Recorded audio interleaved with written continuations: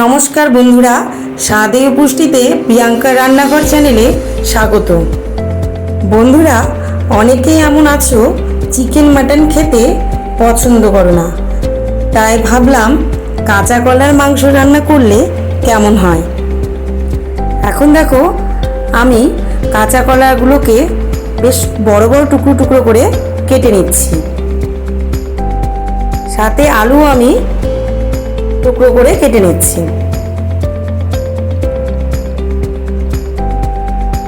আমি কাঁচা কলার তুলনায় আলু একটু কম দিয়েছি, তোমরা চাইলে বেশিও দিতে পারো।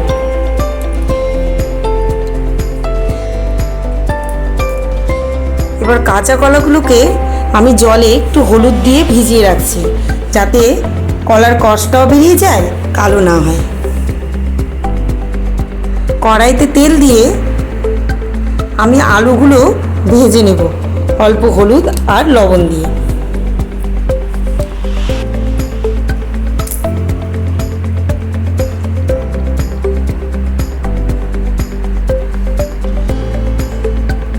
ভালোভাবে ভেজে নিতে হবে।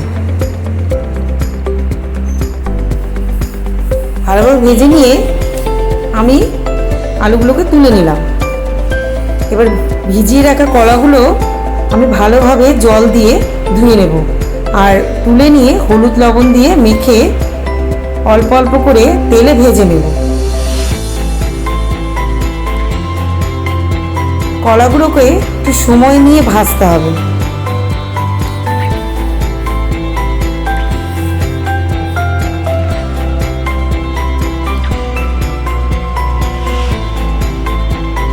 দেখো আমি কতটা ভেজে নিয়েছি,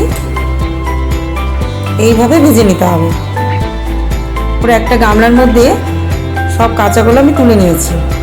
এবার তেলে আমি এলাচ, শুকনো লঙ্কা, তেজপাতা, গোটা জিরে, সোমবারা দিলাম, আর অল্প পেঁয়াজ দেব। পেঁয়াজটাকে ভালোভাবে নেড়ে নিতে হবে। এবার মশলা আমি করে নেব। মশলার জন্য পেঁয়াজ, রসুন, আদা, কাঁচা লঙ্কা, শুকনো লঙ্কা আর টমেটো অল্প জল দিয়ে আমি পেস্ট করে নেব।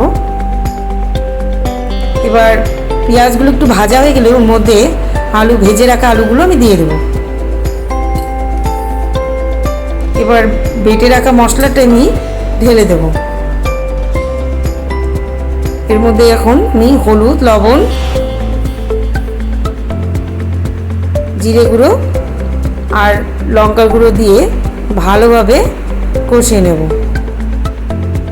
ভালোভাবে কষিয়ে নিতে হবে যাতে মশলার কোনো গন্ধ না থাকে। এবার আমি মিষ্টি স্বাদ একটু আনার জন্য গুড় ইউজ করেছি। গুড় দেওয়ার পরে ভালোভাবে নেড়ে আমি জল ঢেলে দেবো। তোমরা চাইলে চিনিও দিতে পারো। এবারে আমি কাঁচা কলাগুলো দিয়ে দেব।